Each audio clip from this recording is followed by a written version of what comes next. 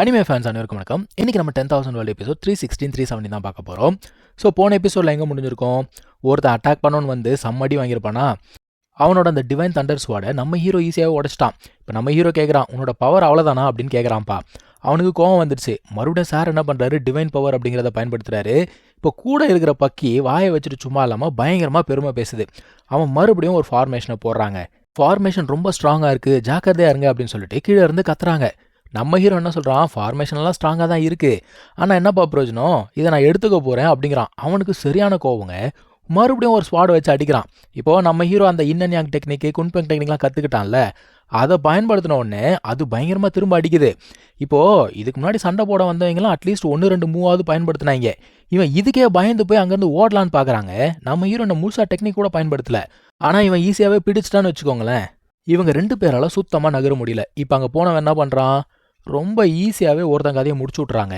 அதுக்கப்புறம் இன்னொருத்தன் பக்கம் போய் என்ன சொல்கிறான்னா, நீ வந்து கண்டினியூஸாக என்னை கொல்லணும்னு சொல்லிட்டு ட்ரை பண்ணிக்கிட்டு இருக்க, உனக்கு தண்டனை கொடுக்க வேணான்னு சொல்லிட்டு அவன் கதையை முடிச்சு விட்டான். இந்த தாத்தா பார்க்குறாரு, என்னடா 2 பேரும் செத்துட்டாங்களா அப்படின்னு பார்க்குறாரு.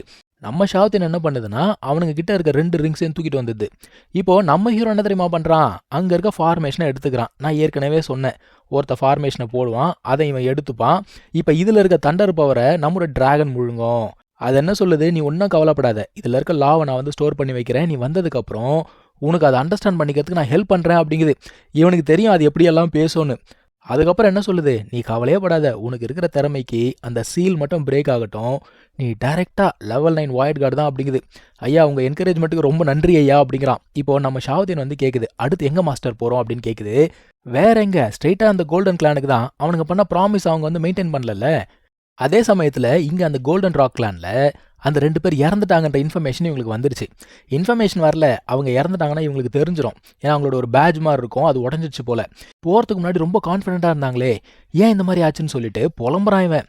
கண்டிப்பாக அது அந்த மனுஷனோட வேலையை தான் இருக்கும், நம்ம கிளானை ப்ரொடெக்ட் பண்ணுறதுக்கு வேறு ட்ரூ காட் இல்லையே, என்ன பண்ணுறது அப்படின்னு சொல்லிட்டு பேசுகிறாங்க. ஒருத்தன் என்ன ஐடியா கொடுக்குறான், இந்த டீமன்ஸ் இருக்காங்கல்ல, அவங்க கிட்ட பவர்ஃபுல் ட்ரூ காட்ஸ் இருக்காங்க, அவங்க கிட்ட போய் நம்ம உதவி கேட்கலாம் அப்படின்னு சொல்ல, இருந்தாலும் என்ன சொல்கிறான், கேட்கலாம் தான், ஆனால் அவங்கள ஒரு சில பேர் தானே நம்மக்கிட்ட ஃப்ரெண்ட்லியாக இருக்காங்க, எப்படி கேட்கறது அப்படின்னு சொல்லிட்டு யோசிக்கிறான். இவங்க பேசிக்கிட்டு இருந்த அந்த கேப்லேயே நம்ம ஹீரோ வந்துட்டான் போல இந்த கிளானுக்கு. ஒருத்தன் ஓடி வந்து சொல்கிறான், ஐயா அந்த ஹியூமன் வந்துட்டான் அப்படின்னு. உடனே இவங்க வெறித்தனமாக வெளில போகிறாங்க. நம்ம ஷாவத்தியன் லின்ஃபங்கோட ஷோல்டர் மேலே உட்காந்துக்கிட்டு என்ன சொல்லுது, உங்கள் ராக் கிளான் செஞ்ச ப்ராமிஸ் வந்து காப்பாற்றல, அந்த சீக்ரெட் பிளேஸில் எங்களை நீங்கள் அட்டாக் பண்ணியிருக்கீங்க, இதுக்கான பதிலை நீங்கள் சொல்லலைன்னா இன்னைக்கு உங்கள் கிளானே இருக்காது அப்படிங்கிற மாதிரி மிரட்டுது. இருந்தாலும் என்ன தெரியுமா சொல்கிறான், அந்த 2 பேர் வந்து உங்கள் கையால் தானே இறந்து போனாங்க, இதுக்கு மேலே நான் என்ன எக்ஸ்ப்ளனேஷன் கொடுக்குறது அப்படின்னு கேட்குறான். இருந்தாலும் அவங்க என்ன சொல்கிறாங்க, நீங்கள் பண்ணது மிகப்பெரிய தப்பு, அதுக்கு தண்டனை கொடுக்கணும்ல, ஸோ ஒழுங்கு மரியாதையாக உன்னோட ட்ரெஷர் பிளேஸ்க்கு கூட்டிகிட்டு போ அப்படிங்கிறாங்க. இவனுக்கு கூட்டு போகிறதுக்கு எண்ணம் இல்லை, இருந்தாலும் வேறு வழி இல்லை. நம்ம பறவை குன்ஃபுக்கிக்கெல்லாம் அடிக்குதுங்க. அவனுக்கு சரியான கோவம், இருந்தாலும் ஒன்றும் பண்ண முடியல. சரி வாங்கன்னு சொல்லிட்டு கூப்பிட்டு போகிறான். நம்ம பறவை பாருங்க, பவுன்சர் மாதிரியே ரியாக்ட் பண்ணுது. அது உள்ளுக்குள்ளே போன உடனே அங்கே இருக்க எல்லாத்தையுமே ஆட்டையை போட்டுருமா. இது பத்தாததுக்கு நிறைய வாய்ட் கார்டு வெப்பன்ஸை தான் இருக்கான், அங்கே வேற போய்கிட்டு இருக்கானுங்க. இவன் பார்க்குறான், நடத்துங்கடா நடத்துங்க, எவ்வளோ நேரத்துக்கு என்ஜாய் பண்ணுறீங்க, நானும் பார்க்குறேன் அப்படிங்கிறான். அடுத்து என்ன பண்ணுறான், இந்த கிளானோட இன்னரிட்டன்ஸ் இருக்கக்கூடிய ஒரு இடத்துக்கு கொண்டு போகிறான். இந்த இடத்துல ஒரு ஸ்வாட் இருக்குங்க, இது வந்து ட்ரூ காட் லெவலில் இருக்குது. இவன் என்ன சொல்கிறான்னா, கிட்டத்தட்ட 1000கணக்கான வருஷமாக யாராலையுமே இது எடுக்க முடியல அப்படிங்கிறான். நம்ம ஹீரோ பார்க்குறான், ஓகே கடைசியாக ஒரு நல்ல பொருள் கிடைச்சிருக்குன்னு சொல்லிட்டு அது எடுக்கலான்னு போகிறான் பாருங்க. இந்த பயப்புள்ள அப்படியே பொறுமையாக பின்னாடி போகுது. நம்ம பறவை பார்க்குது, எங்கேயா ஓடி போகிற அப்படின்னு கேட்குது. அவன் என்ன சொல்கிறான், இல்லை எனக்கு வயசாகிடுச்சு, ஸ்வாடோடைய பவர் என்னால் தாங்க முடியாது அப்படிங்கிறான். நம்ம ஹீரோ என்ன சொல்கிறான், நீ இரு நான் போய் பார்த்துட்டு வரேன் அப்படின்னு சொல்லிட்டு அவன் போகிறாங்க. அவன் போகும்போதே ஒரு ஸ்பிரிட் வந்து அட்டாக் பண்ணுது, ஆனால் அதெல்லாம் ஈஸியாக உடச்சிட்டான். அதுக்கப்புறமா ஒரு கருப்பு புகை மாதிரி அவனை சூழ ஆரம்பிக்குது. அவனுமே அசையாமல் அப்படியே நிற்கிறான். என்ன மாஸ்டர் அசையிலையே அப்படின்னு சொல்லிட்டு நம்ம பறவை பார்த்துக்கிட்டே இருக்கும்போது இவங்களுக்கு பின்னாடி ஒரு ஃபார்மேஷன் ஆக்டிவேட் ஆகி இவங்கள போட்டு அழுத்துது. இதெல்லாம் பத்தாதுக்கு பின்னாடி இருந்து அவன் வேறு அட்டாக் பண்ண ஆரம்பிக்கிறான். அவனோட அட்டாக் வந்து பயங்கர ஸ்ட்ராங்காக இருக்குங்க. நம்ம பறவை என்ன சொல்லுது, உனக்கு எவ்வளோ தைரியம் இருந்தால் என்னோட ஃபேமிலியை வந்து ட்ராப் பண்ணலான்னு பார்க்குறேன்னு சொல்லிட்டு அதுக்கிட்ட ஒரு ட்ரூ காட் ஆர்டிஃபேக்ட் இருக்குல்ல, அதை வெளியில் எடுக்குது. இப்போ பிரச்சனை என்னன்னா, ஆர்டிஃபேக்ட் என்னமோ ஸ்ட்ராங்காக தான் இருக்குது, ஆனால் அதோட ஃபுல் பவரை யூஸ் பண்ணுற அளவுக்கு இவங்க உடம்புல தெம்பு கிடையாது. ஸோ எல்லாருமே சேர்ந்து அந்த ஆர்டிஃபேக்டை ஆக்டிவேட் பண்ணுறாங்க. அந்த ஆளுமே வந்து பார்த்தீங்கன்னா எதிர்த்து அடிக்கிறான். ஸோ 2 பேருக்குள்ள சண்டை நடக்குது. அவன் என்ன சொல்கிறான், அங்கே ஸ்வாட் இருக்குல்ல, அது வந்து இல்யூஷன் கிரியேட் பண்ணுமா, அந்த ஹியூமனால் ரொம்ப நேரம்லாம் தாக்கு பிடிக்க முடியாது, அவனோட நேரம் நெருங்கிட்டு இருக்கு அப்படிங்கிறான்.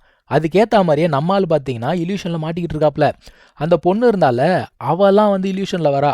அவளை பார்த்த உடனே அவளை நோக்கி ஓடுறான் பயங்கர வேகமாக. அந்த சமயத்துல ஒரு பீஸ்ட் இவனை அட்டாக் பண்ணுது. அது இவனோட சோலை முழுங்கலாம் அப்படின்னு பாக்குது. ஆனா நம்ம ஹீரோடைய டார்க் அவதார் இருக்குல்ல, அது வெளியில வந்துடுச்சு.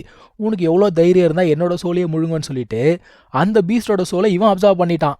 இதை பார்த்து அந்த ஆளுக்கு சரியான அதிர்ச்சிங்க. ஐயோ, என்னடா இவன் பீஸ்டே அப்சர்வ் பண்ணிட்டானே அப்படின்னு சொல்லிட்டு அரண்டு போறான். ஆனா இங்க சண்டை போட்டுட்டு இருக்காங்கல்ல, நம்ம மக்களால தாக்கு பிடிக்க முடியல. உடனே லின்ஃபங் உள்ளுக்குள்ள வந்து இவங்களை காப்பாத்தி விட்டுறான். இப்போ அந்த ஆளுக்கு இங்க இருந்து ஓடுறதை தவிர வேற வழி இல்லை. வேகமா ஓடலாம் அப்படின்னு பார்த்தா கூட இவன் சரியான அடி அடிக்கிறாங்க. இவன் அடிச்சதை தொடர்ந்து நம்ம பறவை எவ்வளோ தைரியம் இருந்தா என் ஃபேமிலியை ட்ராப் பண்ணுன்னு சொல்லிட்டு அது செம்மடி அடிக்குது. இப்போ லின்ஃபங் என்ன பண்ணுறான், இந்த ஒரு ஸ்வாடை எடுத்துக்கிறான். இதுல இருந்த நைட் மேர் ஸ்பிரிட் வந்து போயிடுச்சு. ஸோ இதுக்கு மேலே இது யாரையும் அட்டாக் பண்ணாது. இவன் என்ன பண்ணுறான், இந்த கத்திக்கு ட்ரீம் இல்யூஷன் ஸ்வாட் அப்படின்னு சொல்லிட்டு ஒரு பேரை வைக்கிறான். அது மட்டும் இல்லாமல் இது அந்த சேஞ்ச் இருக்கால, அவளுக்கு வந்து கிஃப்டாக கொடுக்கலாம் அப்படின்னு யோசிச்சுட்டு இருக்கான். ஏன்னா அவளுக்கு இருக்கிறது ட்ரீம் மார்ஷல் சோல், இது கண்டிப்பாக அவளுக்கு கரெக்டாக இருக்கும்னு சொல்லிட்டு யோசிக்கிறான். இப்போ எதிரிகள் எல்லாரையுமே ஒழிச்சு விட்டாச்சா, அடுத்து என்ன, ப்ராக்டிஸ் தான். வாங்க எல்லாரும் உட்காந்து ப்ராக்டிஸ் பண்ணலான்னு சொல்லிட்டு ப்ராக்டிஸ் பண்ணிட்டு இருக்காங்க. நம்ம ஹீரோ பார்த்தீங்கன்னா இதுக்கு முன்னாடி இருந்த ஒரு ராக் கிங் அவரை வந்து பார்த்துக்கிட்டு இருக்கான். அவர் என்ன ப்ராக்டிஸ் பண்ணாரு அப்படிங்கிறதெல்லாம் அப்சர்வ் பண்ணிக்கிட்டு இருக்கான். ஆக்சுவலாக அந்த ஒரு மனுஷனுமே வந்து பார்த்தீங்கன்னா ஒரு 2-3 லா ப்ராக்டிஸ் பண்ணியிருக்காரு. ஆனால் அவரால் வந்து அட்வான்ஸ் ஆக முடியல, ரொம்ப கஷ்டமாக இருந்திருக்கு. ஸோ ஏதாவது 2 விட்டுட்டு 1 மட்டும் வச்சு ப்ராக்டிஸ் பண்ணலாம், அப்போ தான் நம்ம பீக்குக்கு போக முடியும் அப்படிங்கிற மாதிரி அந்த ஆள் யோசிச்சுக்கிட்டு இருக்கான். இதெல்லாம் வந்து பாஸ்ட்டில் நடந்தது, இப்போ மெமரிஸ் தான் இது எல்லாமே. லின்ஃபங்குமே பார்த்தீங்கன்னா இப்போ அதே நிலையில தான் இருக்கான். எதை ப்ராக்டிஸ் பண்ணுறது எதை விடுறதுன்னு சொல்லிட்டு இவனுக்கு சுத்தமாக தெரியல. ஸோ இவன் உட்காந்து அப்சர்வ் பண்ணிக்கிட்டு இருக்கான்பா. அந்த மனுஷன் என்ன சொல்கிறாரு, இவருக்கு வந்து எனிமீஸ் எல்லாருமே அழிச்சிட்டு மேலே, அதாவது உச்சத்தில் இருக்கணும் அப்படின்னு ஆசை. இவருக்கு மெயினாக வந்து பார்த்தீங்கன்னா ஸ்வாட் பாத் அப்படிங்கிறதா ரொம்ப பிடிக்கும். ஸோ ஸ்வாட் பாத்லேயே நான் போகிறேன் அப்படிங்கிற மாதிரி ஒரு முடிவு எடுக்கிறாப்புல. நீங்கள் நல்லா கவனிச்சிங்க அப்படின்னா புரிஞ்சிருக்கும், நம்ம ஹீரோதுமே வந்து ஸ்வாட் பாத் தான். ஸோ இது அவனுக்கு கரெக்டாக இருக்கும். சார் உட்காந்து அப்சர்வ் பண்ணிக்கிட்டு இருக்காரு. அதே சமயத்தில் இங்கே கட் பண்ணிங்கன்னா இன்னொருத்தன் இந்த ஃபயர் லா அப்படிங்கிறத வச்சு ப்ராக்டிஸ் பண்ணிட்டு இருக்கான். அவனுக்குமே அங்கே ஒரு பிரேக் த்ரூ கிடைக்குதுன்னு வச்சுக்கோங்க. இப்போ இவன் என்ன பண்ணுறான், சிந்தியன்னு சொல்லிட்டு ஒருத்தனை கூப்பிட்றான். கூப்பிட்டுட்டு இங்கே பாரு, எல்டரை கூப்பிட்டுக்கோ, ஸ்ட்ரெயிட்டாக அந்த பேலஸ்க்கு கிளம்பி போய் மேரேஜுக்கு ப்ரப்போஸ் பண்ணு, நீ கண்டிப்பாக சக்சீட் ஆகணும் அப்படின்னு சொல்கிறாப்புல. யாரை திரும்ப மேரேஜுக்கு ப்ரப்போஸ் பண்ணணும், நம்ம ஹீரோட கேர்ள் ஃப்ரெண்ட் இருக்கால, அவ்வளோதான். இவனுங்க என்ன பண்ணுறானுங்க, ஏகப்பட்ட காட் லெவல் ஸ்பாட்ஸ் எல்லாம் கொண்டு போகிறானுங்க. இது பத்தாதுக்கு நிறைய டவுரி எல்லாம் கொண்டு போய் கொடுக்குறானுங்க. எதுக்காக, மேரேஜ் ப்ரப்போஸ் பண்ணணும் அப்படிங்கிறதுக்காக. சேஞ்சோட அப்பாவும் அங்கே தான் இருக்கிறாரு. அவர் பார்க்குறாரு, அடடா இதெல்லாம் பார்த்து இருந்தால் டெம்ட் ஆகிடுவானா அப்படின்னு சொல்லிட்டு பயபுல யோசிச்சுக்கிட்டு இருக்கு. வந்தவனுங்க என்ன சொல்கிறானுங்க, இங்கே பாருங்க, கல்யாணம் முடிஞ்சிச்சுன்னு வச்சுக்கோங்களேன், உங்களோட பிரச்சனை எல்லாமே எங்களோட பிரச்சனை.